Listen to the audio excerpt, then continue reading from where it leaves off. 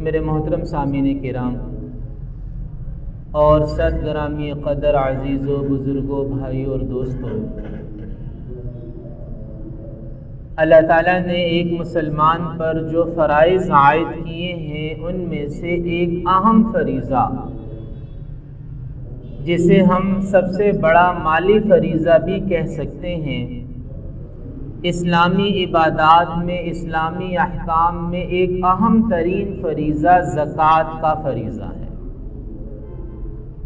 زکوٰۃ یعنی وہ مال جو صاحب نصاب مسلمان پر اللہ کے راستے میں خرچ کرنا فرض عین ہے، نماز کی طرح، روزے کی طرح، حج کی طرح فرض عین ہے اللہ کے راستے میں خرچ کرنا۔ زکوٰۃ کا انکار کرنا کفر ہے، اور زکوٰۃ فرض ہونے کے باوجود ادا نہ کرنا یہ گناہ کبیرہ ہے۔ زکوٰۃ کا انکار کفر ہے۔ سیدنا ابو بکر صدیق رضی اللہ تعالی عنہ نے اپنے مختصر زمانے خلافت میں جن لوگوں کے خلاف جہاد کیا، ان میں وہ لوگ بھی شامل تھے جو زکوٰۃ کا انکار کر رہے تھے۔ زکوٰۃ دینے سے انکار کرنے والوں کے خلاف سیدنا صدیق اکبر رضی اللہ تعالی عنہ نے باقاعدہ جہاد کیا، لشکر کشی کی ان لوگوں کے خلاف۔ لہٰذا یہ بات سمجھنی چاہیے کہ زکوٰۃ اسلام کا بہت بڑا فریضہ ہے۔ صاحب نصاب مسلمان پر زکوٰۃ ادا کرنا فرض عین ہے۔ زکوٰۃ کا انکار کرنا انسان کو اسلام سے خارج کر دیتا ہے، اور صاحب نصاب ہونے کے باوجود زکوٰۃ ادا نہ کرنا یہ گناہ کبیرہ ہے۔ نبی مکرم صلی اللہ تعالی علیہ وسلم نے جن اعمال کو اسلام کے ستون قرار دیا، ان میں سے ایک عمل زکوٰۃ کا عمل ہے۔ حضور صلی اللہ علیہ وسلم نے فرمایا کہ بنی الاسلام علی خمس، اسلام کی عمارت 5 ستونوں پر قائم ہے۔ یعنی اسلام کی بنیاد، اسلام کی عمارت کے 5 مرکزی ستون ہیں۔ ان میں سب سے پہلا تو ہے شہادتین کا اقرار، اللہ جل جلالہ کو وحدہ لا شریک لہ ماننا، یکتا ماننا کہ اس کا کوئی شریک نہیں ہے، اور حضرت محمد صلی اللہ علیہ وسلم کو اللہ کا سچا اور آخری رسول ماننا۔ دوسرا ستون ہے نماز قائم کرنا۔ تیسرا ستون ہے زکوٰۃ ادا کرنا۔ چوتھا ستون ہے ماہ رمضان کے روزے رکھنا، اور 5واں ستون ہے حج کرنا۔ یہ 5 اسلام کے مرکزی اور بنیادی ستون قرار دیے حضور اقدس صلی اللہ تعالی علیہ وسلم۔ تو زکوٰۃ اسلام کے 5 ستونوں میں سے ایک ستون ہے، سب سے بڑا مالی فریضہ ہے۔ لہذا جس شخص پر زکوٰۃ فرض ہو، جو صاحب نصاب ہو، اسے نہ صرف یہ کہ زکوٰۃ دینی چاہیے بلکہ اہتمام کے ساتھ، احتیاط کے ساتھ اور زکوٰۃ کو سمجھ کر اور صحیح مستحق تک اس کو پہنچانے کی کوشش کرنی چاہیے۔ یعنی زکوٰۃ کی ادائیگی میں اہتمام بھی ضروری ہے، احتیاط بھی ضروری ہے، اور زکوٰۃ کو صحیح مستحق تک پہنچانا یہ بھی ضروری ہے۔ جیسے بغیر وضو کے نماز نہیں ہوتی، اسی طرح اگر مستحق کو زکوٰۃ نہ دی جائے تو زکوٰۃ بھی ادا نہیں ہوتی۔ آج سے ہم انشاءاللہ زکوٰۃ کے حوالے سے گفتگو کا آغاز کر رہے ہیں۔ آج کی نشست میں بھی اور آگے بھی اللہ نے چاہا تو زکوٰۃ کے موضوع پر اپنی معروضات آپ حضرات کی خدمت میں پیش کروں گا۔ سب سے پہلی بات تو یہ سمجھ میں آ گئی کہ یہ اسلام کا ایک ستون ہے، ایسی عبادت ہے جو فرض عین ہے، اس کا ادا نہ کرنا گناہ کبیرہ ہے اور اس کا انکار کرنا انسان کو کافر بنا دیتا ہے۔ اب سب سے پہلی بات یہ سمجھنی چاہیے کہ زکوٰۃ فرض کس پر ہوتی ہے اور کب ہوتی ہے۔ آج ہم اس بات کو اچھی طرح سمجھیں کہ زکوٰۃ کس پر فرض ہوتی ہے اور کب فرض ہوتی ہے اور کتنی فرض ہوتی ہے۔ سب سے پہلی بات یہ ہے کہ اسلام میں صاحب نصاب ہونے کی شرط یہ ہے کہ صاحب نصاب وہ ہوتا ہے جس کے پاس 4 چیزیں، سونا، چاندی اور رقم، کرنسی، خواہ وہ کسی بھی ملک کی کرنسی ہو، نقد رقم کہہ لیں، کرنسی کہہ لیں۔ تیسری چیز یہ، اور چوتھی چیز مال تجارت۔ یہ 4 وہ بنیادی چیزیں ہیں جن پر انسان کے صاحب نصاب ہونے کا دار و مدار ہے۔ یہ 4 بنیادی چیزیں یاد رکھنی چاہیے، سونا، چاندی، رقم اور مال تجارت۔ یہ 4 چیزیں زکوٰۃ کے نصاب کی بنیادیں ہیں۔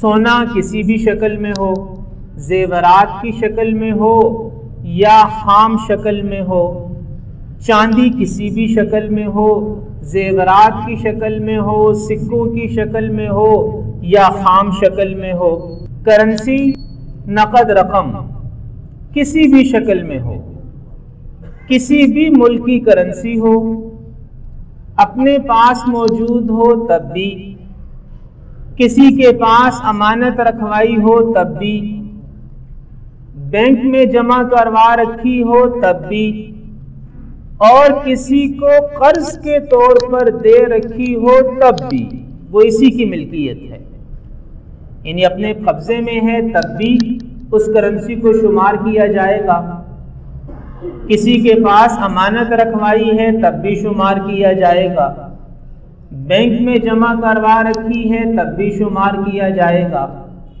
کسی کو قرض کے طور پر دے رکھی ہے کرنسی رقم تب بھی اس کو شمار کیا جائے گا، اور اگر کمیٹی ڈالی ہوئی ہے، کمیٹی ڈال رکھی ہے اور وہ کمیٹیاں ادا کر رہا ہے، کمیٹیاں دے چکا ہے لیکن ابھی تک وصول نہیں کی تو اس کو بھی شمار کیا جائے گا۔ نقد رقم کسی بھی شکل میں ہو، حتیٰ کہ یہ جو انعامی بانڈز ہوتے ہیں اس نے انعامی بانڈ میں ان کو تبدیل کروا کے رکھا ہو تب بھی، یا اس رقم کو کسی تجارت کے اندر انویسٹ کر رکھا ہے تب بھی اس کو شمار کیا جائے گا۔ تیسری چیز یہ ہے، اور چوتھی چیز ہے مال تجارت۔ مال تجارت کا معنی ہر وہ چیز جو اس کی ملکیت میں ہے اور اس نے اسے بیچنے کے لیے رکھا ہوا ہے، اس کی ملکیت میں ہے اور اس کی نیت اور اس کا ارادہ اسے بیچنے کا ہے، یا جب اس کی ملکیت میں آئی تھی تب سے اس کا ارادہ اس چیز کو بیچنے کا ہے۔ جیسے ہمارے بازار میں تاجروں کے پاس دکان میں کپڑے ہیں، جوتے ہیں، موبائل فون ہیں اور دوسری چیزیں جو ان کی دکان میں اس لیے موجود ہیں کہ انہوں نے اسے بیچنا ہے، وہ چیزیں برائے فروخت ہیں، مال تجارت ہیں۔ اسی طرح ایک آدمی نے پلاٹ لیا، کوئی مکان لیا، کوئی دکان لی، کوئی زمین کا ٹکڑا لیا، اس لیے کہ اس کو فروخت کرنا ہے، جب اچھا نفع ملے گا، پیسے ملیں گے تو اس کو فروخت کر دوں گا، یہ بھی مال تجارت ہے۔ تو یہ 4 چیزیں اچھی طرح سمجھنی چاہیے، سونا کسی شکل میں، چاندی کسی شکل میں، نقد رقم کرنسی کسی شکل میں اور مال تجارت کسی بھی شکل میں ہو، یہ 4 چیزیں انسان کے صاحب نصاب ہونے کی بنیادیں ہیں۔ یہ بنیادیں ہیں، اور صاحب نصاب کب ہوگا؟ جب یہ 4 چیزیں الگ الگ یا ان میں سے 2 یا 3 یا 4 کا مجموعہ 52.5 تولے چاندی کی قیمت کو پہنچ جائے۔ 52.5 تولے چاندی کی قیمت کو پہنچ جائے۔ 52.5 تولے چاندی اور 7.5 تولے سونا، یہ دونوں چیزیں شریعت میں زکوٰۃ کا ایک معیار ہے، اور شریعت کا اصول یہ ہے کہ ان دونوں میں سے جو چیز سستی ہو، یعنی 52.5 تولے چاندی اور 7.5 تولے سونے میں سے جو چیز سستی ہے وہ زکوٰۃ کا نصاب بن جائے گی۔ تو آج کل ہمارے ہاں 52.5 تولے چاندی کی قیمت 7.5 تولے سونے سے بہت کم ہے، لہٰذا 52.5 تولے چاندی کی قیمت یہ زکوٰۃ کا بنیادی نصاب ہے۔ یہ ظاہر ہے کہ بدلتا رہتا ہے، کبھی اوپر چلا جاتا ہے اور بہت کم ایسا بھی ہوتا ہے کہ نیچے بھی آ جائے، تو یہ بہرحال بدلتا رہتا ہے۔ جب آپ زکوٰۃ کا حساب کریں تو معلوم کر لیں کہ آج 52.5 تولے چاندی کی قیمت کیا ہے۔ سرکاری طور پر تو یکم رمضان کو 52.5 تولے چاندی کا نصاب بتایا جاتا ہے، لیکن آپ کسی بھی جیولر سے روزانہ کی بنیادوں پر معلوم کر سکتے ہیں، وہ آپ کو چند منٹوں میں بتا دے گا کہ آج 52.5 تولے چاندی کی قیمت کتنی ہے۔ تو اگر یہ چیزیں یعنی سونا یا چاندی یا نقد رقم یا مال تجارت اگر یہ 52.5 تولے چاندی کی قیمت کے برابر کسی ایک شخص کی ملکیت میں ہو جائے تو اب یہ سمجھا جائے گا کہ وہ صاحب نصاب ہو گیا۔ اب یہ صاحب نصاب ہو گیا، اس نے قرضہ دینا ہے تو وہ مائنس کرے گا، یعنی اگر ایک آدمی نے قرضہ دینا ہے تو وہ اس قرضے کی رقم کو اپنے کل اثاثوں میں سے نفی کر کے تفریق کر کے زکوٰۃ کا حساب کرے گا۔ جو کمیٹیاں باقی ہیں وہ بھی قرضے کے حکم میں ہیں۔ اگر اس نے کوئی مکان یا دکان یا سواری خریدی ہے اور قسطوں پر خریدی ہے، اس کی جو قسطیں باقی ہیں وہ بھی ایک طرح سے قرضے کے ہی حکم میں ہیں، وہ بھی قرضے کے حکم میں ہیں۔ تو یہ اپنی ملکیت میں موجود اثاثوں میں سے اس قرضے کو نفی کرے گا جو قرضہ اس نے ادا کرنا ہے، اور جو قرضہ اس نے وصول کرنا ہے اس قرضے کو اپنے اثاثوں میں شامل کرے گا۔ جیسے میں نے پہلے بھی عرض کیا کہ جو قرضہ آپ نے لینا ہے کسی دوسرے سے وہ آپ کا اثاثہ ہے۔ آپ جب زکوٰۃ کا حساب کریں گے تو اس قرضے کو جو آپ نے وصول کرنا ہے اسے اپنے اثاثوں میں شامل کریں گے۔ تو بہرحال یہ تو ہو گیا زکوٰۃ کا نصاب، کہ زکوٰۃ کا نصاب کیسے بنایا جاتا ہے، صاحب نصاب کون ہوتا ہے۔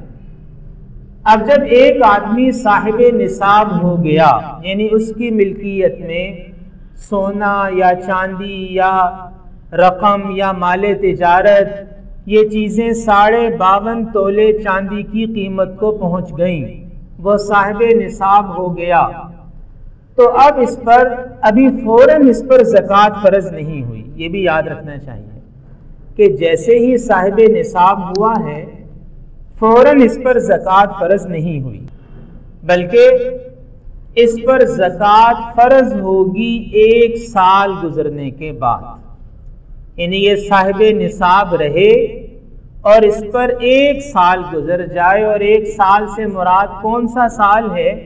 قمری سال مراد ہے۔ آپ جانتے ہیں کہ قمری سال شمسی سال سے 10 دن چھوٹا ہوتا ہے، یعنی یہ جو ہمارا اسلامی سال ہے جسے ہم قمری سال بھی کہتے ہیں، جسے ہم ہجری سال بھی کہتے ہیں، یہ شمسی سال سے یعنی عیسوی سال سے 10 دن چھوٹا ہوتا ہے۔ اس میں اگر 365 دن ہیں تو اس میں 355 دن ہوتے ہیں۔ تو ایک آدمی صاحب نصاب ہوا، اور صاحب نصاب ہونے کے بعد ایک قمری سال جب گزر جائے گا اور یہ صاحب نصاب ہی رہے گا، اب اس پر زکوٰۃ فرض ہوئی۔ اب زکوٰۃ فرض ہوئی، یعنی 2 باتیں ہو گئیں۔ پہلی بات صاحب نصاب ہو۔ صاحب نصاب کون ہوتا ہے میں نے تفصیل سے آپ کے سامنے عرض کر دیا۔ اور دوسری بات یہ ہے کہ صاحب نصاب رہے 1 سال تک، 1 ہجری سال تک، 1 قمری سال تک، جب یہ 2 شرطیں پائی گئیں اب اس آدمی پر زکوٰۃ فرض ہو گئی۔ اب زکوٰۃ فرض ہو گئی۔ جب زکوٰۃ فرض ہو گئی تو اب کیا کرے؟ اب یہ کرے کہ اب ان چاروں چیزوں کا حساب کرے کہ آج جس دن اس پر زکوٰۃ فرض ہوئی ہے اس کے پاس سونا کتنا ہے، چاندی کتنی ہے، رقم کتنی ہے، مال تجارت کتنا ہے۔ ان چاروں چیزوں کا حساب کرے، ان کا مجموعہ نکالے اور جتنا مجموعہ بنے اس میں سے 2.5% اللہ کے راستے میں مستحق زکوٰۃ کو ادا کر دے۔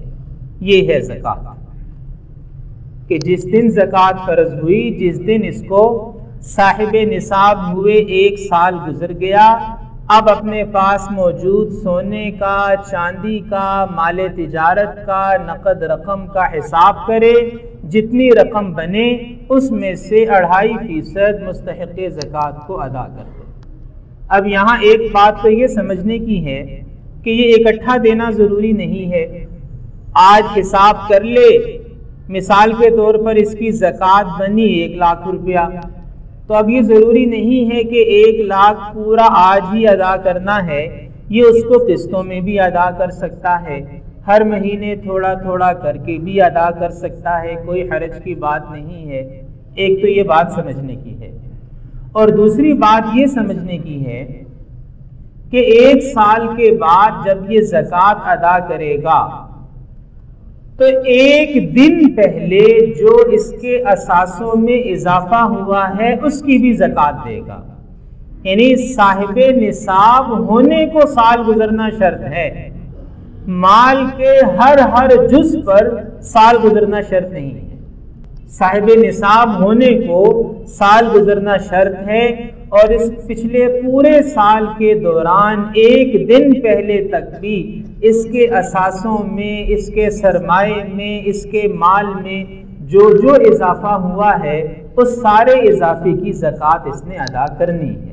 ایسا نہیں کہ بس اسی کی زکوٰۃ دے جہاں 1 سال پہلے تھا، بلکہ اس سال کے دوران ہونے والے ہر اضافے کو زکوٰۃ میں شامل کرنا اس پر لازم اور ضروری ہے۔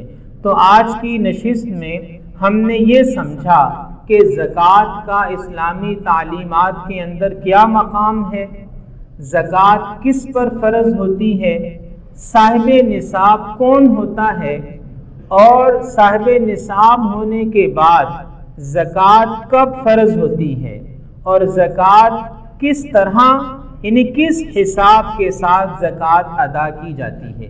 یہ باتیں آج ہم نے سمجھ لی۔ اگلی نشست میں انشاءاللہ ہم مستحق زکوٰۃ کے حوالے سے بات کریں گے۔ جیسے میں نے شروع میں عرض کیا، جیسے نماز کے لیے وضو کا ہونا شرط ہے، ایسے ہی زکوٰۃ ادا کرنے کے لیے مستحق زکوٰۃ کو زکوٰۃ دینا یہ بھی شرط ہے۔